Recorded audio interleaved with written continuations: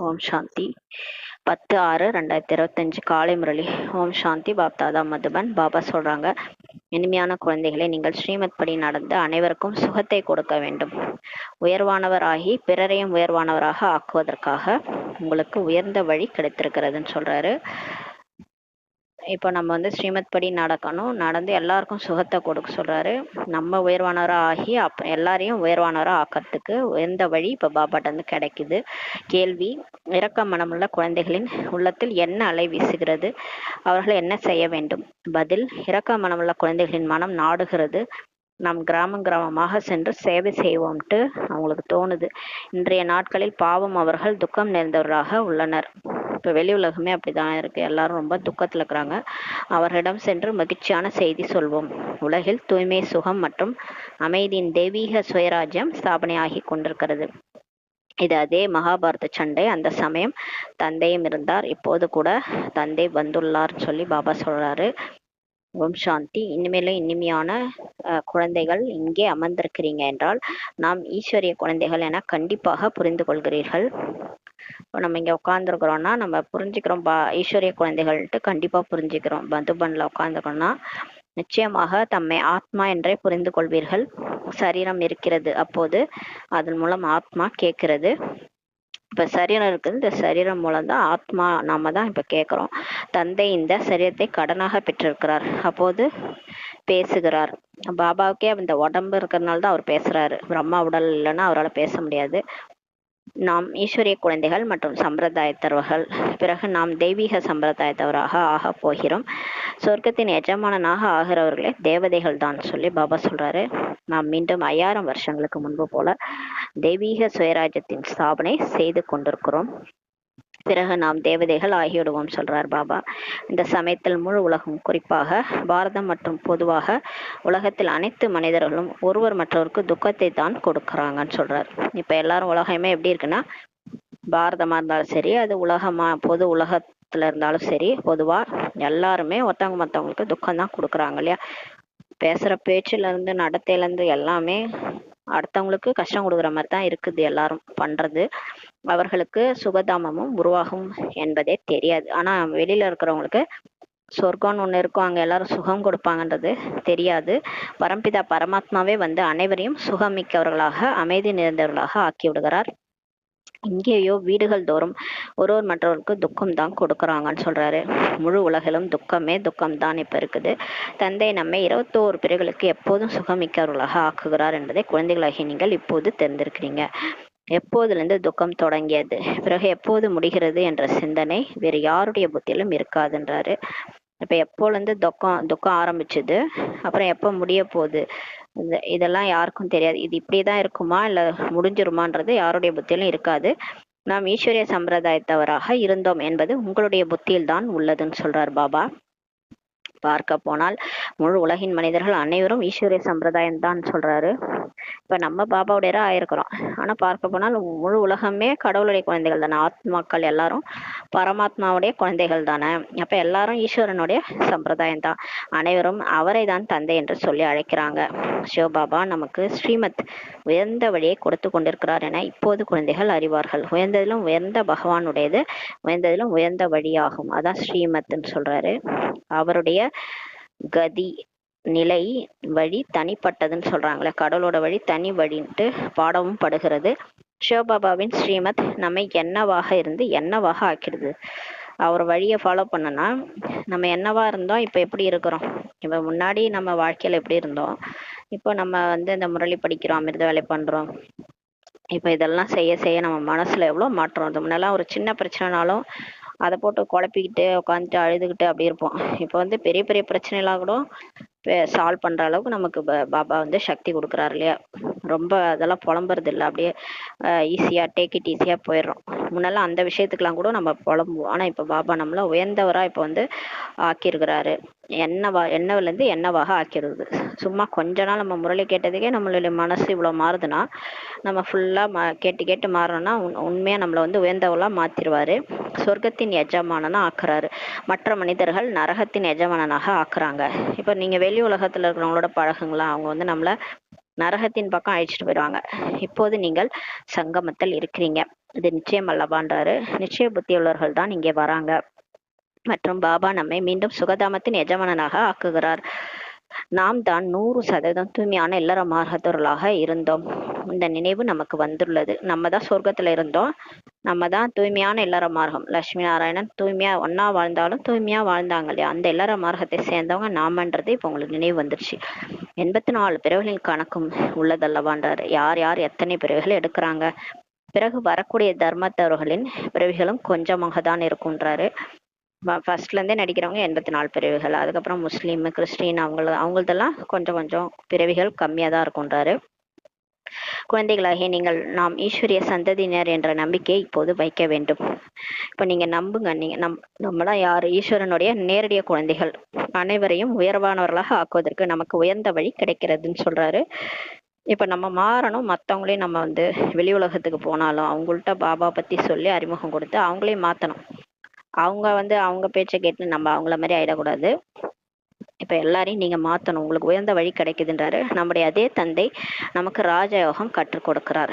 வேத சாஸ்திரம் முதலான அனைத்தும் பகவானை சந்திப்பதற்கான வழி என்று மனிதர்கள் புரிஞ்சுக்கிறாங்க. இப்ப இந்த வேத சாஸ்திரம் எது படிச்சாலும், இப்ப ஜபம் தபம் தீர்த்த யாத்திரை இதெல்லாம் செஞ்சா கடவுள் கிடைச்சிருவாரு, கடவுளை சந்திக்கிறதுக்கான வழின்ட்டு மனுஷங்க புரிஞ்சுக்கிறாங்க. கடவுள் சந்திக்கணும்னா அப்படியே அவர் விஸ்வரூபம் எடுத்து ஒரு காட்சி காட்டுவாரு, அவரோட நம்ம போயிடுவோம். என்ன நினைக்கிறாங்க, பக்தியில நம்ம என்ன நினைச்சோம் அப்படியே கடவுள் ஒருவார் காட்சி காட்டுவார், அப்படியே நம்ம போயிடுவோம் அப்படின்னு நினைச்சுக்கிட்டோம். ஆனா போக முடியல, யாராலையும் எங்கேயும் போக முடியாது. இங்க கணக்கு வழக்கெல்லாம் முடிக்காம முக்தி ஜீவன் முக்தி அடையாம எங்கேயும் போக முடியாது. உடல்ல இருந்து ஃபர்ஸ்ட் முக்தி அடையணும், அதுக்கான வழிதான் இப்ப சொல்றாரு. மேலும் பகவான் கூறுகிறார், இவைகளின் மூலமாக யாரும் என்னை சந்திப்பதில்லை என்றார். நீங்க சாஸ்திரம் படிக்கிறதுனாலயோ கோயிலுக்கு போறதுனாலயோ நீங்க போய் தீர்த்த யாத்திரை போறதுனாலயோ என்னை யாரும் சந்திக்கலைன்றார். போய் அங்க நம்ம யாரை பாக்குறோம், லிங்கம், அந்த யாரோ ஒரு ஜட சிலை பாக்குறோம், அவ்வளவுதான். மற்றபடி என்னை யாரும் சந்திக்கிறது இல்லைன்றாரு. மற்றபடி அவரே வரன்றாரு. நான் தான் வருகிறேன், நானே வரேன் மேல இருந்து. எனவே தான் என்னுடைய ஜெயந்தியும் கொண்டாடுறாங்க. சிவ ஜெயந்தி கொண்டாடுறாங்கன்னா அவர் வராருன்னு அர்த்தம். ஆனால் எப்போது மற்றும் யார் சரீரத்தில் வருகிறேன் என்பது பிராமணர்களாகிய உங்களை தவிர வேறு யாருக்கும் தெரியாது. அவர் வராரு, அவன் அருளால் அவன் தாள் வணங்கின்ற மாதிரி பிரம்மா பாபாவுடைய உடல்ல சரீரத்தை வாடகை எடுத்து 100 வருஷம் நமக்கு பாடம் எடுக்கிறாரு. 100 வருஷம் அந்த அவ்யக்த ரூபத்திலயும் இப்ப பாடம் நமக்கு நடந்துட்டு இருக்குது. அவரை இது நமக்கு தவிர வேற யாருக்கும் தெரியாது. இப்போது குழந்தைகளாகிய நீங்கள் அனைவருக்கும் சுகத்தை கொடுக்க வேண்டும். இப்ப சுக வள்ளல், அவர் சுகத்தை வழங்கும் வள்ளல் அப்பானா நம்ம அவருடைய குழந்தைகள் எல்லாருக்கும் சுகம்தான் கொடுக்கணும். வார்த்தைகள்ல கூட அந்த கடுமையான வார்த்தைகள் வரக்கூடாது. உலகில் அனைவரும் ஒருவர் மற்றவருக்கு துக்கத்தை தான் கொடுக்கறாங்க. அந்த மனிதர்கள் விகாரத்தில் செல்வது துக்கத்தை கொடுப்பது என்பதை புரிஞ்சு கொள்வதே இல்லைன்றாரு. அவங்க அந்த விகார கோபமே கோபமா பேசினாதான் வேலைக்கு ஆகும். அப்படி பொறுமையா சொன்னா யாரு கேக்குறாங்க, அப்படிதான் கத்தணும், அப்பதான் சரி வரும் அப்படின்னு சொல்றாங்க. அதாவது அந்த 5 விகாரம் நல்லதுன்னு நினைச்சுக்கிறாங்க. காமம், கோபம், பற்று, ஆசை, அகங்காரம், அதுல நல்லது, அதனால என்ன தப்பு இல்லை அப்படின்றாங்க. ஆனா அதுவே கொஞ்சம் பீக்ல போச்சுன்னா அதனாலதான் உலகத்துல இவ்வளோ பிரச்சனைகள், கொலை கொள்ளை எல்லாத்துக்கும் காரணம் அந்த 5 விகாரம்ன்றது தெரிஞ்சுக்கல.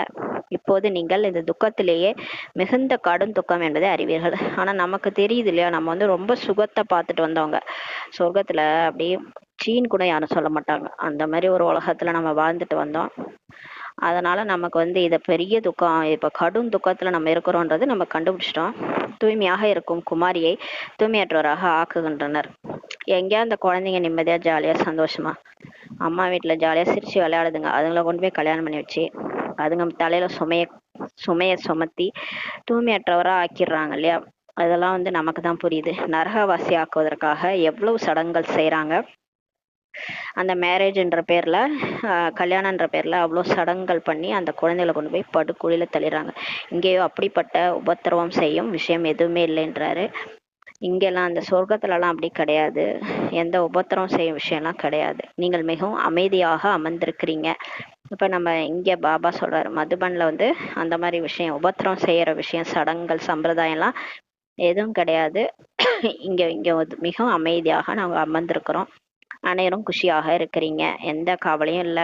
தூய்மையற்றவங்களா ஆக வேண்டிய விஷயமே இங்கே கிடையாது. வெளி உலகத்துலதான் தூய்மையற்றவரா ஆகிறதுக்கான விஷயம் எல்லாமே நடக்கும்.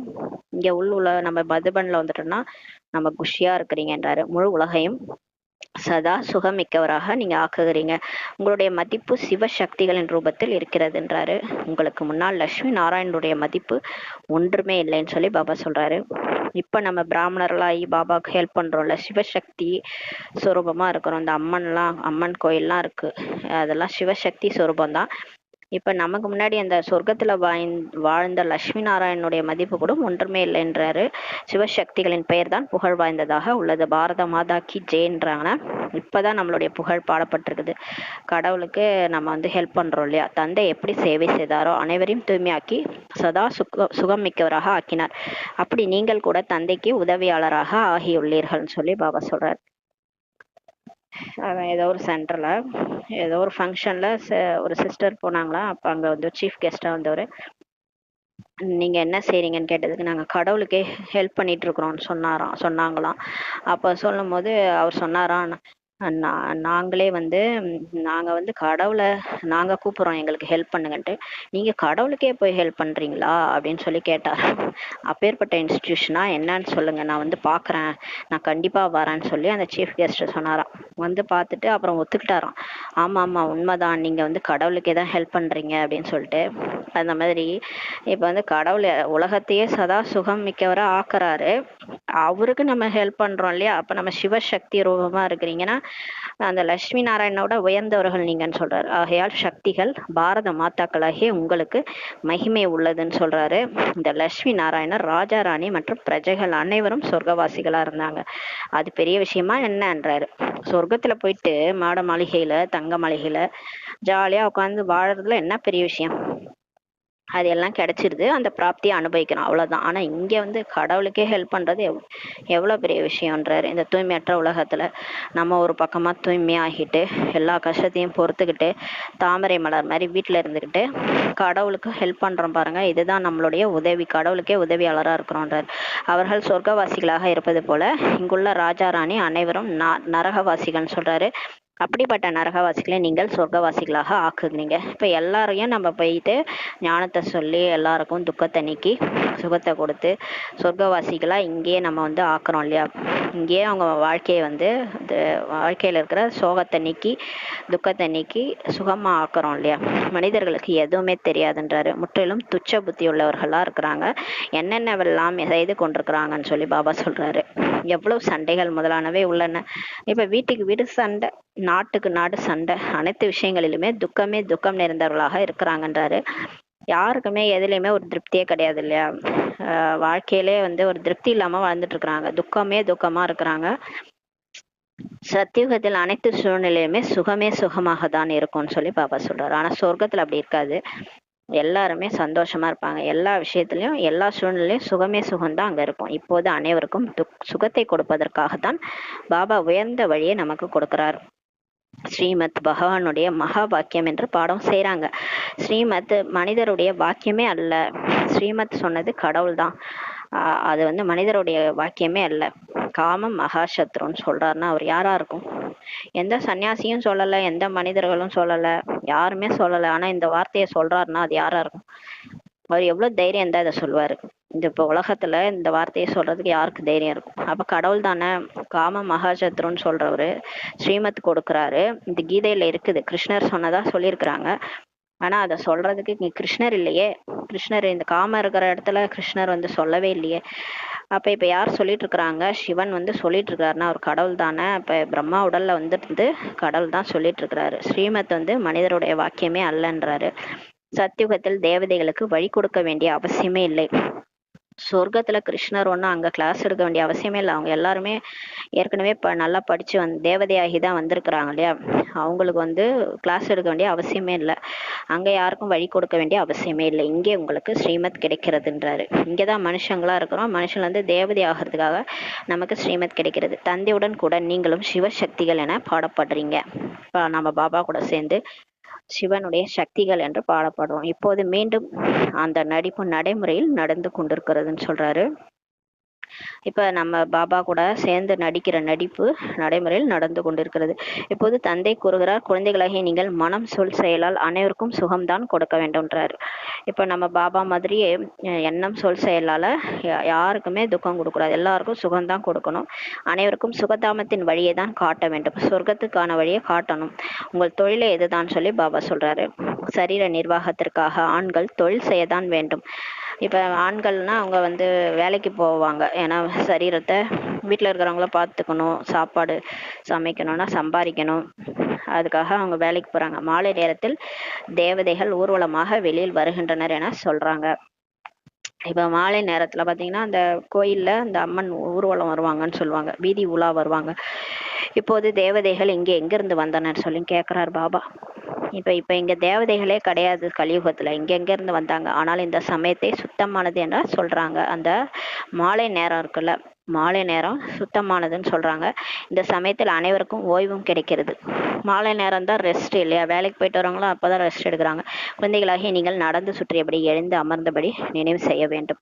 இப்போ இந்த மாலை நேரங்களில் நீங்கள் எழுந்து நடந்து சுற்றியபடி பாபாவை நினைவு செய்யணும், அவ்வளவுதான். எந்த தேகதாரிக்கும் தொண்டு முதலானது செய்யக்கூடாதுன்றாரு. திரௌபதியின் காலை அமுக்கினார் என தந்தை பற்றிய பாடல் கூட இருக்குது. திரௌபதியின் காலை அமுக்கினார், கிருஷ்ணர் அமுக்கி விட்டார்ன்ட்டு இருக்குது போல இருக்கு. இதன் அர்த்தத்தை கூட புரிஞ்சு கொள்வதில்லைன்றாரு. சூலத்தை காலில் அமுக்கி விடும் விஷயம்லாம் அல்ல. பாபா சூலத்துலலாம் காலை அமுக்கி விடல. சிவபாபா பாபாவிடம் மூதாட்டிகள் முதலானவர்கள் நிறைய பேர் வராங்க, பக்தி செய்து செய்து களைத்து விட்டனர் என அறிவார். இப்ப மூதாட்டிகள்லாம் வராங்க, எல்லாருமே திரௌபதிகள் தானே. நம்ம எல்லாருமே அரைக்கல்பம் நம்ம அந்த விகாரத்துல மாட்டிக்கிட்டு துகில் உரிக்கிறதுல மாட்டிக்கிட்டோம். இப்ப பாபா அதுல இருந்து நம்மளை விடுவிக்கிறாரு, சக்தி கொடுத்து நம்மளை மாத்துறாரு. அதை தான் அப்படி சொல்லிட்டாங்க. அதுக்காக கால் அமுக்கிற விஷயம்லாம் இல்லைன்றாரு.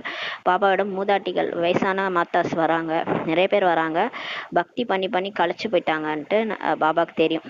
அரைக்கல்ப காலம் நிறைய அடி வாங்கினார்கள் அல்லவா, ஆக இந்த கால் அமுக்குவது என்ற விஷயத்தை எடுத்துக்கொண்டார்கள்.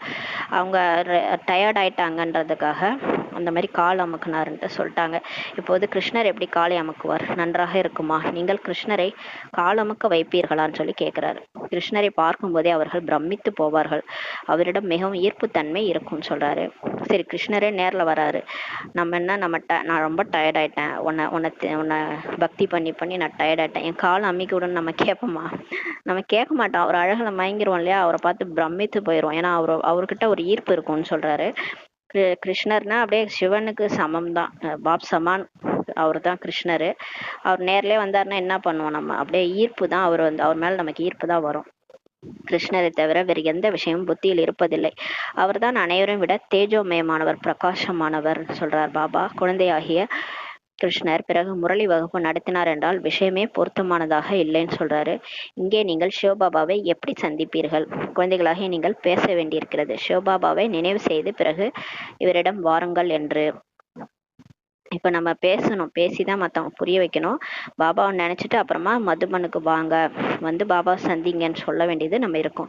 குழந்தைகளாக உங்களுக்கு உள்ளுக்குள் குஷியும் இருக்க வேண்டும். 21 பிரிவுகளுக்கு நம்ம சிவபாபா சுகமிக்கவர்களாக இப்ப ஆக்குகிறார். இப்படிப்பட்ட தந்தையின் மீது பலியாகணும் இல்லையா? 21 பிறவிக்கு உனக்கு மாட மாளிகை தரேன், உனக்கு கூட உறவினர்கள் தரேன், உனக்கு சொத்து பத்து, உனக்கு போட்டுக துணி நகை நட்டு எல்லாம் தரேன்னு சொன்னா அவங்க கூடயே நம்ம போயிட மாட்டோம், பலியாகணும் இல்லையா? அந்த மாதிரி பாபா சொல்றார், 21 பிறவிக்கு சொர்க்கத்துல எல்லாமே தரேன், நீங்க இப்ப ஒழுங்கா படிங்க, அவ்வளவுதான் சொல்றாரு. அவர் மேல பலியாகணும் இல்லையா? அவரை நினைக்கணும், அவர் சொல்ற முரளியை படிக்கணும், அவர் சொல்ற வழிபடி நடக்கணும், அவ்வளவுதான். நல்ல குழந்தைகள் யாராவது இருந்தால் தந்தை பலியாகிடுவாராம். யாரெல்லாம் நல்ல நல்ல குழந்தைகளோ பாபா விடாம அப்படியே பிடிச்சிக்கிறாங்களோ அவங்க மேல பாபாவே பலியாயிடுறாராம். தந்தையின் அனைத்து ஆசைகளையும் நிறைவேற்றுகின்றனர். அவங்க எப்படி இருக்கிறாங்கன்னா அவங்க பாபாவுடைய ஆசையை நிறைவேற்றுறாங்க. சில குழந்தைகள் இப்படி இருக்கிறாங்க, தந்தையே ரத்தம் சிந்த வைத்துடுறாங்க.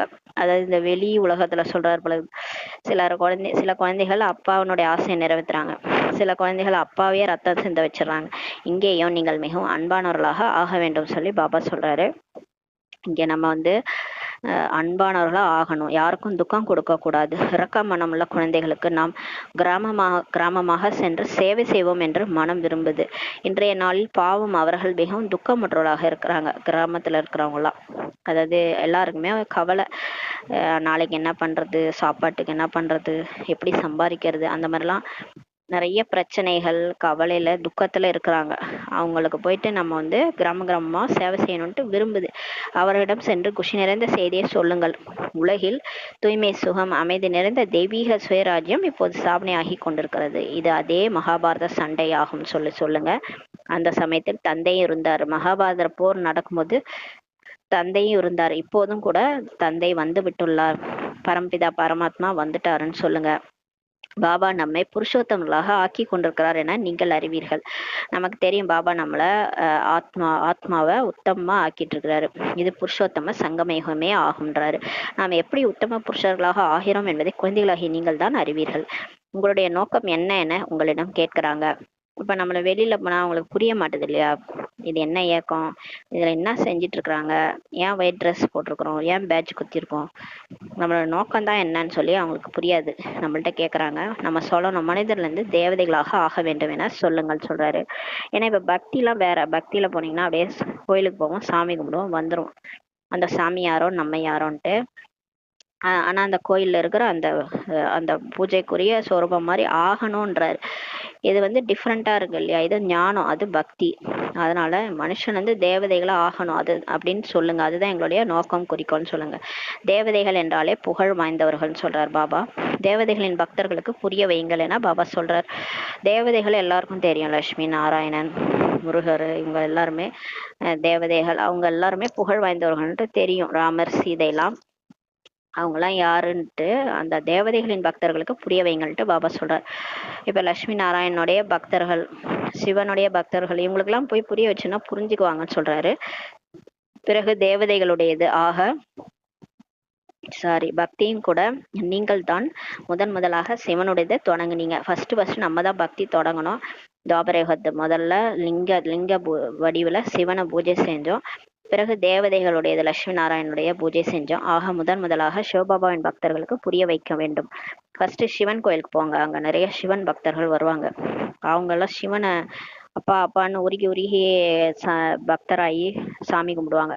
அவங்கள்ட்ட போய் ஃபர்ஸ்ட் புரிய வைங்க. சிவன் யாரு, அவர் எதுக்காக வந்திருக்கிறாரு, அவர் என்ன ஆஸ்தி கொடுக்குறாரு, எதுவுமே தெரியாது யாருக்கும். எல்லாம் அஞ்ஞான உறக்கத்துல இருக்கிறாங்க.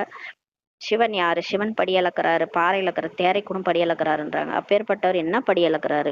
எப்படி கையில அப்படியே ஸ்தூலமா காசு பணத்தை எடுத்து கொடுப்பாரா, இல்ல சூட்சமா செய்வாரா, என்னன்றத போய் சொல்லுங்க, புரிய வைங்கன்றாரு. சொல்லுங்கள், என்னை நினைவு செய்யுங்கள் என்று சிவபாபா சொல்றாருன்ட்டு அவங்களுக்கு சொல்லுங்க. சிவனுடைய அதாவது சரியா நினைவு செய்யறோம்னா நாங்க நினைவு தான் செய்யறோம், நாங்க டெய்லி தான் வந்து பக்தி செய்யறோம்னு சொல்லுவாங்க. நினைவுனா சரியா அவர் எப்படி இருக்கிறாருன்னு புரிஞ்சுக்கிட்டு நினைவு செய்ய சொல்லணும். அதை அறிமுகம் கொடுக்கணும். சிவனுடைய பூஜை செய்யறாங்க. ஆனால் தந்தை பதித்த பாவனர் என்பது புத்தியில் வருவதில்லை. ஆனா கடவுள் வந்து தூய்மையற்றவர்களை தூய்மையாக்குறாருன்றது புரியல. பக்தி மார்க்கத்தில் பாருங்கள் எவ்வளவு அடி வாங்குறாங்கள் என்று. சிவலிங்கத்தை வீட்டில் கூட வைக்க முடியும், அவருக்கு பூஜை கூட செய்ய முடியும். பிறகு அமர்நாத், பத்ரிநாத் முதலான இடங்களுக்கு செல்ல வேண்டிய அவசியம் என்ன இருக்கிறது? இப்ப உங்களுக்கு கடவுள் தான் பிடிக்கும், சிவனை தான் பிடிக்கும்னா சிவலிங்கத்தை எடுத்துட்டு வந்து, அந்த காலத்துல ராஜாக்கள்லாம் அரண்மனையில லிங்கத்தை வச்சு பூஜை பண்ணாங்க, கோயில் கட்டினாங்க, வீட்லயே பூஜை லிங்கத்தை வச்சு வழிபட்டாங்க. அதான் கேக்குறாரு. இப்ப நீங்க லிங்கம் தான் உங்களுக்கு பிடிக்குதுன்னா வீட்லயே வாங்கி வச்சு பூஜை செய்யுங்க. அதுக்காக எதுக்கு அமர்நாத், பத்ரிநாத்னா போக வேண்டிய அவசியம் என்ன இருக்குன்றாரு. ஆனால் பக்தி மார்க்கத்தில் மனிதர்கள் கண்டிப்பாக அடி வாங்க வேண்டியுள்ளதுன்றாரு. அதாவது இப்படிதான் அலையணும், நிறைய செலவு பண்ணணும், அங்க போனோம் இங்க போனோம், போயிட்டு சாமி கும்பிட்டு ஏமாந்துட்டு வரணும். எதுவும் நம்ம கிடைக்காது இல்லையா? அடி வாங்கிதான் ஆகணும் பக்தியிலன்றாரு. அப்பதானே கடவுள் கிடைப்பாரு. ரொம்ப களைச்சு போனா கடைசியாதான் பக்தி முடிஞ்சுதான் நமக்கு கடவுள் கிடைப்பார். உங்களை அதுல இருந்து இப்ப விடுவிக்கிறார். இப்ப நமக்கு பக்தி முடிஞ்சிருச்சு. அதிக 63 ஜென்மம் பக்தி பண்ணிட்டோம். பக்தி முடிஞ்சு இப்ப நம்மள பக்தியில இருந்து விடுவிக்கிறார். நீங்கள் சிவசக்தியர், சிவனின் குழந்தைகள் சொல்றாரு. நீங்கள் தந்தையிடமிருந்து சக்தியை இப்ப எடுக்கிறீங்க. அதுவும் நினைவின் மூலம்தான் கிடைக்கும். இப்ப பாபாட்ட இருந்து சக்தி எடுக்கிறோம். சிவசக்தினா பாபாட்ட இருந்து சக்தி எடுத்தவங்க. ஆத்மா சக்தி இல்லாம இருக்கணும். இப்ப பாபாட்ட இருந்து ஆத்மா வந்து சக்தி எடுக்கிறோம். அப்ப சிவசக்தியா ஆகிறோம். அதுவும் பாபா நினைச்சாதான் சக்தி கிடைக்கும், நினைக்கலன்னா எப்படி கிடைக்கும்? பாபா நினைக்க நினைக்க சக்திகள் இறங்குதுன்றாரு. சக்தின்னா அந்த கண்ணுக்கு தெரியாத 8 அஷ்ட சக்திகள். சக்திகள்னா அந்த பவர்னா நம்ம அந்த கரண்ட் அந்த மாதிரி கிடையாது. அந்த ஆத்மாவுக்கு தாங்கிக்கிற சக்தி, பொறுத்து கொள்ற சக்தி, ஏற்றுக்கொள்ற சக்தி, எது நடந்தாலும் எதுக்குமே அசராம நிக்கிற சக்தி, அத பொறுத்துக்கிட்டு ஏத்துக்கிற சக்தி, சாட்சியா இருந்து பாக்குற சக்தி, பழசம் ஃபர்ஸ்ட் மறக்கிறதுக்கு ஒரு சக்தி வேணும். இந்த பழசையே பேசிட்டே இருக்கிறோமே, அப்ப சக்தியே இல்லைன்னு அர்த்தம். அப்ப பழச மறக்கிற சக்தி, லெட் கோ பண்ற சக்தி, அப்புறம் பகுத்தறிவு, நல்லவங்க கெட்டவங்களெல்லாம் கண்டுபிடிக்கிறது கூட ஒரு சக்தி வேணும். அதெல்லாம் கடவுள்கிட்ட இருந்து தான் கிடைக்குது. பகுத்தறியும் சக்தி, தீர்மானிக்கக்கூடிய சக்தி, இதெல்லாம் இருந்தாதான் வாழ்க்கையில ஜெயிக்க முடியும். இல்லைன்னா ஏமாந்து போயிட்டு உட்காந்து அழுதுட்டு இருப்போம் இல்லையா. தீர்மானிக்கக்கூடிய சக்தி, அப்புறம் எதிர்கொள்ளக்கூடிய சக்தி.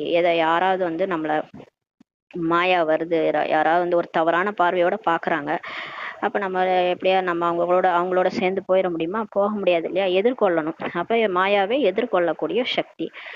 அந்த மாதிரி நிறைய சக்திகள் பாபாட்ட இருந்து கிடைக்குது. அப்புறம் எல்லாருக்கும் ஹெல்ப் பண்ணக்கூடிய சக்தி. இந்த 8 சக்திகளும் நம்ம சிவன் கிட்ட இருந்து இப்ப எடுக்கிறோம். அதை நினைக்கும் போதுதான் நமக்கு கிடைக்கும். அவர் நினைக்கலன்னா நமக்கு கிடைக்காது. ஏன்னா மாயாவசம் நம்ம ஆகி இருக்கிறோன்றதுனால பாவ கர்மங்கள் அழியும் சொல்றாரு. பாபாவை நினைக்க நினைக்க நம்ம ஆத்மாவில் இருக்கிற பாவம்லாம் அழிஞ்சிரும். பதித பாவன தந்தை அல்லவா, நினைவின் மூலம்தான் நீங்கள் விகர்மங்களை வென்றவர்களாக தூய்மையானவராக இப்ப ஆகிறீங்கன்றாரு. பாபா நினைக்க நினைக்கதான் பூவோட சேர்ந்த நாரும் பூ மாதிரி மணக்கும் இல்லையா. அந்த மாதிரி அவரு மாதிரி நம்மளும் மாறுறோம். ஏன்னா நம்மளும் கெட்டவங்களதான் இருந்தோம். நம்மளும் அந்த 5 விகாரத்துக்கு உட்பட்டுதான் இருந்தோம். பெரிசா செய்யலைன்னா கூட சின்ன சின்ன விகாரம், மற்றவங்களுக்கு துக்கம் கொடுக்கறது, திட்டுறது, கோவப்படுறது, இந்த மாதிரி சின்ன சின்ன விகாரங்கள் நமக்கும் இருந்தது இல்லையா.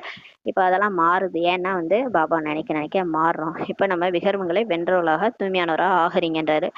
அனைவருக்கும் இந்த வழியை இப்ப காட்ட வேண்டும். இப்ப நீங்க மாறணும், மத்தவங்களையும் மாத்தணும். நீங்கள் இப்போது ராமனுடையவர்களாக ஆகியுள்ளீர்கள். ராமராஜ்யத்தில் சுகம் உள்ளது, ராவண ராஜ்யத்தில் துக்கம் உள்ளதுன்றாரு. ராமர்ன்றது சிவபாபா. சிவபாபாவுடைய ராஜ்யம் சிவாலயம், சொர்க்கத்துல சுகம் இருக்குது. இப்ப மாயாவுடைய ராஜ்யம் 5 விகாரம் தான் இப்ப காலம். நீங்க இப்ப போய் நம்மள நல்லவங்கன்னு யாருமே சொல்ல மாட்டாங்க. யாரெல்லாம் பொய் பேசுறாங்க, யாரெல்லாம் கோவப்படுறாங்க, அவங்கெல்லாம் நல்லவங்கன்னு சொல்லுவாங்க. ஏன்னா இது ராவண ராஜ்யம். நல்லதுக்கே காலம் கிடையாது, கெட்டதுக்கு தான் காலம் இல்லையா. ராவண ராஜ்யத்தில் துக்கமே உள்ளதுன்றாரு. பாரதத்தில் தான் அனைவரின் சித்திரங்கள் சிலைகளும் உள்ளனன்றாரு. பாரதத்துலதான் எல்லாருடைய சிலைகளும் உள்ளன. அவர்களுடைய பூஜை இவ்வளவு நடக்கிறது. அளவற்ற கோயில்கள் கூட பாரதத்தில் தான் உள்ளன. சிலர் அனுமனின் பூஜாரிகள் உள்ளனர், சிலர் வேறு யாருக்கோ, முருகர், அப்புறம் ஆஞ்சநேயர் அப்படின்ட்டு விதவிதமா பக்தி செய்யறாங்க. இவர்கள் குருட்டு நம்பிக்கையாளர்கள் எனப்படுகின்றனர் சொல்லி பாபா சொல்றாரு. நாமும் குருடர்களாக இருந்தோம் என்று நீங்கள் அறிவீர்கள். இப்ப இதெல்லாம் பாபா சொல்றாருன்னு நம்ம சொல்லணும். பக்தி மார்க்கத்துல போயிட்டு அப்படியே நம்ம மொட்டையா சொன்னோம்னா நம்ம மேல கோவப்படுவாங்க. அதனால இது வேறெல்லாம் கடவுள் சொல்றாரு. ஏன்னா அவர் ஒருத்தர் தான் கடவுள், மற்றவங்க எல்லாம் தேவதைகள். நம்ம அதனால குருட்டு நம்பிக்கையில இருந்தோம். இப்ப நாம கூட அப்படிதான் இருந்தோம்னு சொல்லி பாபா சொல்றாரு. பிரம்மா, விஷ்ணு, சங்கரன் இவர்கள் எல்லாமே யார் என்ன என்பதெல்லாம் இவருக்கு, பிரம்மா பாபாவுக்கு கூட தெரிந்திருக்கவில்லை. இந்த பிரம்மா பாபாவுக்கே ஒண்ணுமே தெரியாதுன்றாரு. அவருக்கே பிரம்மா யாரு, விஷ்ணு யாரு, சங்கரன் யாருன்னுலாம் முன்னாடி தெரிஞ்சுக்கல. சிவன் சொல்லும் போதுதான் தெரிஞ்சுது எல்லாமே. எவ்வளவு ஒரு அப்படியே நம்ம எல்லாருமே அந்த மாதிரி இறங்கி வந்துட்டோம். சிவன் தான் உண்மையை சொல்றாரு. பூஜைக்குரியவர்களே பிறகு பூஜாரிகள் ஆகினார்கள்னு சொல்லி பாபா சொல்றாரு. சத்தியுகத்தில் பூஜைக்குரியவர்களா இருக்கிறாங்க, இங்கே பூஜாரிகள் தான் இருக்கிறாங்க. தந்தை எவ்வளவு நல்ல விதமாக புரிய வைக்கிறார். பூஜைக்குரியவர்கள் இருப்பதே சத்தியுகத்தில் தான் என்பதை நீங்கள் அறிவீர்கள். இப்ப பூஜைக்குரியவங்க எங்க இருப்பாங்கன்னா சொர்க்கத்துலதான் இருப்பாங்க, இங்க கிடையாது. இப்ப நம்ம கூட மாறிட்டு இருக்கிறோம், பிராமணராயிருக்கிறோம். பிகே ஆகி நம்ம கிளாஸ் எடுக்கிறாரு, நம்ம பாபா நினைக்கிறோம். இருந்தாலும் இங்கேயே நம்ம பூஜைக்குரியவர்களா கிடையாது. நம்மள யாரும் மதிக்கவே மாட்டாங்க. இந்த உடம்புல யாரும் நம்மள மதிக்க மாட்டாங்க. பழைய பிறவியாதான் நம்மள பார்ப்பாங்க இல்லையா. நம்ம இந்த சரீரத்தை விட்டு நம்ம போய் சொர்க்கத்துக்கு போனாதான் அங்கதான் நம்ம அந்த தேவதையா மாறுறோம். அப்ப அங்கதான் நமக்கு பூஜைக்குரியவர்கள்ன்ற டைட்டில் வரும். இங்கே பூஜாரிகள் இருப்பதால் பூஜை தான் செய்யறாங்க. நீங்கள் சிவசக்திகள்னு சொல்றாரு. இப்போது நீங்கள் பூஜாரிகளும் அல்ல, பூஜைக்குரியவர்களும் அல்லன்றாரு. இப்ப நம்ம பிகே ஆனதுல இருந்து நம்ம பூஜாரியும் கிடையாது, பூஜைக்குரியவராகவும் கிடையாது, நடுநிலையில இருக்கிறோம். தந்தையை மறந்து போயிடாதீங்கன்னு சொல்றாரு. இது சாதாரண உடல் அல்லவா, இதில் உயர்ந்தவர்களும் உயர்ந்த தந்தை வருகிறார். நீங்கள் தந்தையை உங்களிடம் வருவதற்காக அழைப்பு விடுக்கிறீர்கள் அல்லவா. இப்ப உலகத்துல எல்லாருமே கூப்பிடுறாங்க, கடவுளே வா என்னை கூட்டுன்னு போயிரு, எனக்கு இங்க இந்த உலகமே பிடிக்கலன்ட்டு. அதான் கேக்குறேன், நீங்க தானே கூப்பிட்டீங்க. பாபா வாருங்கள், நாங்கள் தூய்மையற்றவர் ஆகிட்டோம். பழைய பதித்த உலகம், பதித்த சரீரத்தில் எங்களை பாவனமாக்குங்கள் என்று யார் கூப்பிட்டது? எல்லாருமே கூப்பிட்டோம். குழந்தைகள் அழைப்பு விடுக்கின்றனர். இங்கே யாரும் தூய்மையானவர் இல்லவே இல்லைன்னு சொல்லி பாபா சொல்றாரு. கண்டிப்பாக அனைத்து பதித்தர்களையும் தூய்மைப்படுத்தி அழைத்து செல்வார் அல்லவா. அதான் கூண்டோடு கைலாசம் சொல்லியிருக்கிறாங்க. கடைசியா எல்லாரையும் கிளீன் பண்ணி கூட்டிட்டு போவார். அப்படியே கூட்டு போக மாட்டாரு, ஆத்மா மட்டும் தான் கூட்டு போவார். ஆத்மாவானா கிளீன் பண்ணி கூட்டு போவார். கண்டிப்பாக அனைத்து பதித்தர்களையும் தூய்மைப்படுத்தி அழைத்து செல்வார் அல்லவா. ஆக அனைவரும் சரீரத்தை விட வேண்டியுள்ளது அல்லவா. ஆத்மா மட்டும் தான் கூட்டு போவார், உடம்ப கூட்டு போக மாட்டார் இல்லையா. உடம்பு இங்க விட்டுட்டு தான் போகணும். மனிதர்கள் சரீரத்தை விடுகிறார்கள் என்றால் எவ்வளவு கூச்சல் போட்டு ஆர்ப்பாட்டம் செய்யறாங்க. நீங்கள் மகிழ்ச்சியுடன் செல்கிறீர்கள். பிகேஸ் பாருங்க, சரீரம் விடுறது சந்தோஷமா விட்டுட்டு போவாங்க இல்லையா. புருஷார்த்தம் பண்ணிட்டாங்க, அவங்களுக்கு கவலை என்னவா இருக்கும்னா என்ன பதவி அடைவோன்ற கவலை தான் இருக்கும். மற்றபடி ஜாலியா குஷி குஷியா பாபா கூட போறான்ட்டு மகிழ்ச்சியோட நம்ம சரீரத்தை விட்டு போவோன்றாரு. இப்போது உங்களுடைய ஆத்மா நினைவின் ரேஸில் ஓட்டப்பந்தயத்தில் ஈடுபட்டு இருக்கிறீங்க. இப்ப நம்ம பாபா நினைக்கிற ரேஸ்ல ஓடிட்டு இருக்கிறோம். பார்க்கலாம் யார் சிவபாபாவை அதிகமாக நினைவு செய்கிறார்கள் என்று அப்படின்ட்டு நம்ம போட்டி போடுறோம் எல்லாரும். சிவபாபாவின் நினைவில் இருந்தே சரீரம் விடுபட்டது என்றால் ஆஹா சௌபாக்கியம் சொல்றாரு பாபா. அவர் அப்படியே பாபா நினைச்சு இந்த உடம்பையும் விட்டுட்டு பாபா கூட போய் ஃபரிஸ்தாவா நிக்கிறோம்னா எப்படி இருக்கும். ஆஹா சௌபாக்கியன்றாரு. படகே கரை சேர்ந்து விட்டதுன்றாரு. படகு அதாவது வாழ்க்கை படகு முடிஞ்சிருச்சு, கரை செஞ்சிருச்சு, அவ்வளவுதான். 84 பிறவி முடிச்சிட்டோம்னா எவ்வளவு ஒரு குஷி வரும். முடிச்சுட்டு பாபாட்ட போயிட்டேன். இப்படிப்பட்ட முயற்சி செய்யுங்கள் என்று அனைவருக்கும் தந்தை சொல்றாரு. சன்னியாசிகளும் கூட சிலர் இப்படி இருக்கிறாங்க. பிரம்மத்தில் ஐக்கியமாவதற்காக பயிற்சி செய்யறாங்க. பிறகு கடைசி காலத்தில் அப்படியே அமர்ந்தபடி சரீரத்தை விட்டுடுறாங்க. இப்ப நம்ம முயற்சி செய்யற மாதிரிதான் சன்னியாசிகளும் முயற்சி செய்யறாங்க. ஆனா அவங்களுக்கு கடவுள் யாருன்னு தெரியாது.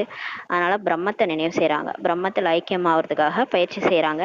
பிறகு கடைசி காலத்துல அவங்க சரீரத்தை அமர்ந்தபடியே சரீரத்தை விட்டுட்டு போயிடுறாங்க. ஆனா போனாங்களா பிரம்மத்துக்குன்னா கிடையாது, இங்கேதான் இருக்கிறாங்க.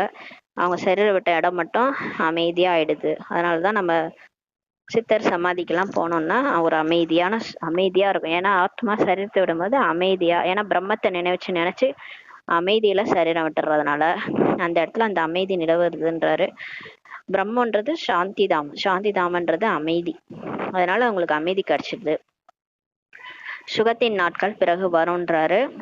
இப்ப நம்ம துக்கத்தின் நாட்கள் முடிவடையுது, சொர்க்கத்தினுடைய நாட்கள் வரும்ன்றாரு. இதற்காகத்தான் நீங்கள் முயற்சி செய்றீங்க பாபா. நாங்கள் உங்களிடம் வருவோம். உங்களையே நினைவு செய்து எங்களுடைய ஆத்மா தூய்மை அடையும் போது நீங்கள் எங்களை உடனழைத்து செல்வீர்கள்ட்டு நம்ம சொல்றோம். இப்ப நம்ம நினைக்கிறோம் இருந்தாலும் இப்ப போக முடியுதா. ஏன்னா ஆத்மால அவ்வளவு துரு பிடிச்சி இருக்கு, பாவக்கரை இருக்குது. இன்னும் கர்ம கணக்கெல்லாம் செட்டில் ஆகல. யாருக்கிட்ட என்னென்ன பண்ணி வச்சோமோ அது எல்லாத்தையும் முடிச்சாதானே போக முடியும். போனோம்னா எப்படி போகிறது. அதனால இப்ப இந்த பாபாவை நினைச்சு ஆத்மா தூய்மை அடையும் போதுதான் நீங்கள் எங்களை உடனழைத்து செல்வீர்கள்ட்டு சொல்றீங்கன்றாரு. முன்னர் காசியில் கல்வெட்டில் போய் விழுந்து இறந்த போது மிகவும் அன்புடன் இறந்து கொண்டிருந்தனர். அவ்வளவுதான். நாம் முக்தி அடைந்து விடுவோம் என்று நினைத்தாங்க. பக்தி மார்க்கத்துல தீவிரமா சிவன் மேல பக்தியில காசி கிணத்துல உடம்பு 2 துண்டாயிடும். ஆனா ஆத்மா பறந்து திரும்ப பிறந்துரும். எங்க மேல போறது, போக முடியாது. தன் உடம்பையே தானே மாச்சிட்டு அது பேர் தற்கொலை பண்ணிக்கிட்டவங்க எப்படி மேல போக முடியும். அன்போட இருந்தாங்க பாபா நினைவுல, சிவன் நினைவுல. ஆனா அவங்க முக்தி அடைய முடியாதுன்றாரு. முக்தி அடைந்து விடுவோம் என்று நினைத்தனர். இப்போது நீங்கள் தந்தையை நினைவு செய்தபடி சாந்தி தாமத்துக்கு சென்று விடுகிறீர்கள். இப்ப நம்ம அதெல்லாம் செய்யறது இல்ல. நம்ம பாபாவை நினைச்சு கடைசியா சரீரம் விடும்போது பரந்தாமத்துக்கு போயிடுறீங்க. நீங்கள் தந்தையை நினைவு செய்கிறீர்கள் எனும்போது இந்த நினைவின் சக்தியின் மூலம் பாவங்களும் நீங்கும்ன்றாரு. பாபாவை நினைக்க நான் ஆத்மா புள்ளியா இருக்கேன், பரந்தாமத்துல பாபா புள்ளியா இருக்கிறாரு. அப்படியே பாபாவை நினைச்சுக்கோங்க. எந்த ஒரு கஷ்டத்துலயும் துக்கத்துலயும் பாபான்னு கூப்பிடுங்க. மேரா பாபா, என்னுடைய பாபான்ட்டு நினைவு செய்ய பாவங்கள்லாம் நீங்குன்றாரு. அவர்கள் தம்முடைய பாவங்கள் நீரின் மூலம் நீங்கும்ட்டு நினைச்சுக்கிறாங்க. கங்கையில போய் குளிச்சா தூய்மை ஆயிடுவோம், பாவம் அழிஞ்சிரும்னு நினைச்சுக்கிறாங்க. முக்தி கிடைச்சிரும்ட்டு புரிஞ்சுக்கிறாங்க பக்தி மார்க்கத்துல. அது ஏதும் யோக பலம் அல்ல என தந்தை புரிய வைக்கிறார். பாவங்களின் தண்டனை அனுபவித்து பிறகு சென்று பிறவி எடுக்கிறாங்க. என்னதான் கங்கையில குளிச்சுட்டு வந்தாலும் திரும்ப இங்க நாட்டுல பழையபடி தவறுதான் செய்வாங்க இல்லையா. ஒரு உயிரை கொலை பண்றது, ஒரு எல்லாத்துக்கும் துக்கம் கொடுக்கறது, கோவப்படுறது, அப்புறம் அந்த ஆடு மாடு கோழியெல்லாம் அடிக்கிறது, அந்த ஆடுக்கு துக்கம் கொடுக்கறது, இது எல்லாமே பாவம் தானே. அதெல்லாம் தெரியாம செஞ்சுட்டு போய் கங்கையில குளிச்சுட்டு திரும்ப நான் பாவம் போயிடுச்சுன்னு நினைக்க முடியாது இல்லையா. திரும்ப அவங்க பாவங்களை தண்டனையா அனுபவிக்கிறாங்கன்றாரு. அனுபவிச்சு போய் திரும்ப இங்கேயே பறக்குறாங்கன்றாரு. பிறகு பாவங்களின் கணக்கு புதுசா தொடங்குதுன்றாரு. கர்மம் அகர்மம் விகர்மத்தின் கதியை தந்தை தான் இப்ப புரிய வைக்கிறார். இப்ப பாபா தான் சொல்றாரு, குழந்தைகளே கர்மானா என்ன, கர்மான்றது நீங்கள் செய்கிற செயல். அது நீங்கள் வந்து நல்லதாக செஞ்சீங்கன்னா அது வந்து நல்ல நல்ல கர்மம். அக்கர்மம் அது ஆத்ம உணர்வில் செய்யும் போது அது அக்கர்மம். இதே நீங்கள் தேக உணர்வில் எது செஞ்சீங்கனாலும் அது விக்கர்மன்றாரு. தன் தேகத்துக்காக மற்றவங்கள தேகத்தை துன்புறுத்துறது, அந்த 5 விகாரத்தின் வசப்பட்டு மற்றவங்களுக்கு துக்கம் கொடுக்கறது, இது எல்லாமே விக்கிரமம் ஆயிடுது. அதனால தான் இப்படி இங்கேயே பிறந்துட்டு இங்கேயே அந்த அந்த பாவ கர்மாவை அனுபவிக்கிறதுக்காக பிறப்பெடுத்துட்டு இருக்கிறீங்கன்ட்டு இப்போ பாபா புரிய வைக்கிறாரு. ராமராஜ்யத்தில் கர்மங்கள் அகர்மங்களாக ஆகின்றன. ஆனால் சொர்க்கத்தில் நம்ம ஆத்ம உணர்வுடையர்களாக மாறி இங்கேருந்து போகிறோம். அதனால அங்கே போய் யாருக்கும் துக்கம் கொடுக்க மாட்டோம். எப்படி கர்மம் செய்யணுன்றத கடவுள் சொல்லி கொடுத்து இங்கே டீச் பண்ணிடுறாரு. ஆத்ம உணர்வில் சோல் கான்சியஸில் நம்ம வேலை செய்யும் போது யாருக்குமே எந்த ஒரு தீங்கும் வர்றதில்லை. அதனால ஸ்ரீமத் படி நடக்கிறதுனால அதெல்லாம் அக்கர்மமாக ஆகின்றனன்றாரு. ராவண ராஜ்யத்தில் அப்படி கிடையாது. கர்மங்கள் எல்லாமே விக்கிரமங்களாகி விடுகின்றன. ஒரு பேச்சு கூட தப்பாக போயிடுது. ஒன்றுமே இல்லை, சாதாரணமாக எதாவது பேசியிருப்போம், அது ஒருத்தவங்களுக்கு ஹர்ட் ஆகிடும். அது நமக்கு தெரியாது அவங்க மனசை போய் அது பாதிக்குதுன்ட்டு. சும்மா தான் பேசியிருப்போம். அதாவது நம்ம இப்போ ஏதோ ஒரு குழந்தைய பற்றி பேசுகிறோம், அந்த குழந்தை இல்லாதவங்களுக்கு அது ஹர்ட் ஆகிடும். இது நமக்கு தெரியாது, நம்ம ஏதோ லூஸ் மாதிரி பேசியிருப்போம், அது போய் ஹர்ட் ஆகிடும். அதனால தான் பாபா வந்து சோல் கான்ஷியஸ்லேருந்து பேசுங்க. அப்போ தான் எல்லாத்தையும் புரிஞ்சுட்டு யார் மனசையும் ஹர்ட் பண்ணாதபடி உங்களுக்கு பேச முடியும். பேசுறதா இருந்தாலும் சரி, செயலாக இருந்தாலும் சரி, எண்ணத்தில் கூட அடுத்தவங்களுக்கு துக்கம் நினைக்காதீங்கன்றார். அது போய் அந்த ஆத்மாவை ரீச் பண்ணிடும்ன்றாரு. எங்கேயோ ஒருத்தவங்க இருக்கிறாங்க, அவங்கள பற்றி அவங்களோட கேரக்டரை பற்றி நம்ம இங்கே பேசிகிட்டு இருக்கிறோம் இல்லை நினச்சிட்டு இருக்கிறோம்னாலே அது அவங்கள போய் ரீச் ஆகிடும். அதனால் நீங்கள் எண்ணத்தில் கூட யாருக்கும் துக்கம் கொடுக்காதீங்க. எல்லாமே விக்கிரமங்கள் ஆகுதுன்றார். அங்கே விகாரம் எதுவுமே இருப்பதில்லை. ஆனால் சொர்க்கத்தில் விகாரம் எதுவுமே கிடையாது. தந்தை நமக்கு அனைத்து யுக்திகளையும் இப்போ சொல்லிக் கொடுக்குறாரு, அனைத்து ரகசியங்களையும் புரிய வைக்கிறார். ஏன்னா இனிமேலும் இனிமையான பூக்களை போன்ற குழந்தைகள் தெரிந்திருக்கிறீர்கள். ஆஹா, என்னவா புகழறார் பாபா. அதாவது பூக்களை போன்ற குழந்தைகளா, நம்ம மலரை போன்ற குழந்தைகள் புரிஞ்சுக்கிறோம். இப்போ நம்ம வந்து எல்லா யுக்தியும் நமக்கு சொல்லி கொடுக்குறாரு, ரகசியத்தெல்லாம் சொல்லி கொடுத்து நம்மளை மாத்துறாருன்ட்டு நம்ம புரிஞ்சுக்கிறோம்னு சொல்றாரு. தந்தையை நினைவு செய்யுங்கள் என்பதே முக்கியமான விஷயமாகும். இப்போ பாபா நினைக்கணும், அவ்வளோதான். அவரை நினைச்சிக்கிட்டு எந்த காரியம் செஞ்சாலும் அது தவறே ஏற்படாது. அதனால எல்லா விஷயங்களையும் பாபா நினைங்க. பதித்த பாவன தந்தை உங்கள் முன்னால் அமர்ந்திருக்கிறார். எவ்வளவு பணிவு நிறைந்தவராக இருக்கிறார். முற்றிலும் சாதாரணமாக நடந்தபடி இருக்கிறார் இல்லையா. இந்த பிரம்மா உடல்ல வந்திருக்காரு. ஏதாவது ஒரு டாம்பிகம் இருக்குதா, ஏதாவது ஒன்று ஏதாவது இப்போ இந்த விஐபிஸ்லாம் வராங்க, அவங்களுக்கு தனியாக அப்படியே சேர் போடணும், அவங்களுக்கு கூல்ட்ரிங்க்ஸ் கொடுக்கணும், என்னென்ன கவனிப்பு மரியாதை கொடுக்கணும், காலில் விழணும். சாமியார்கள்லாம் வராங்க, காலில் விழணும், காலை கழுவணும், அதை அபிஷேகம் பண்ணணும். அதெல்லாம் எதுவுமே கிடையாது சிவபாபாவுக்கு. பணிவா வராரு. என்ன சொல்றாரு, நான் உங்களுக்கு சேவகன்று சொல்றாரு, உங்களுக்கு சேவை பண்ண வந்திருக்கேன்றாரு. சாதாரணமா நடந்தபடி இருக்கிறார் பாப்தாதா. இருவருமே யாரு, பிரம்மா பாபா சிவபாபா, 2 பேருமே எப்படி இருக்கிறாங்க, குழந்தைகளின் சேவகர்கள்னு சொல்றாரு, சர்வன்ட்னு சொல்றாரு. யாராவது இப்படி பேசுவாங்களா? அவ்வளவு பணிவா இருக்கிறாரு. யாரு, நம்மளை படைப்பவர். படைத்ததெல்லாம் படைத்தான், யாருக்காக படைத்தான் பாட்டு இருக்குது. அந்த படைத்தவர் கடவுளே சாதாரணமா இருக்கிறார், சேவகன் சொல்றாரு, பணிவா இருக்கிறாரு. அப்ப நமக்கு மட்டும் என்ன இவ்வளவு ஆட்டம், இந்த உடம்புல வந்துட்டா ஆட்டமா? அதான் பாபா சொல்றாரு. அதெல்லாம் பாட்டுலாம் இருக்குல்ல, ஆடியம் ஆட்டம் என்ன அப்படின்ட்டு. அது எது வந்தாலும் யாரும் புரிஞ்சுக்கிறது இல்லை. உங்களுடைய சேவகர்கள் இருவர் உள்ளனர்ன்றாரு. உங்களுக்கு 2 சர்வன்ஸ் கிடைச்சிருக்கிறாங்க.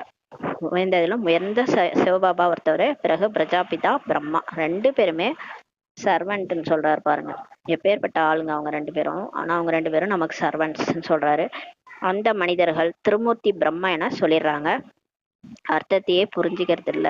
திருமூர்த்தி பிரம்மா என்ன செய்கிறாருன்னு கொஞ்சம் தெரியாது. ஆக்சுவலா திருமூர்த்தி சிவன் வந்து 3 மூர்த்திகளை படைப்பவர்.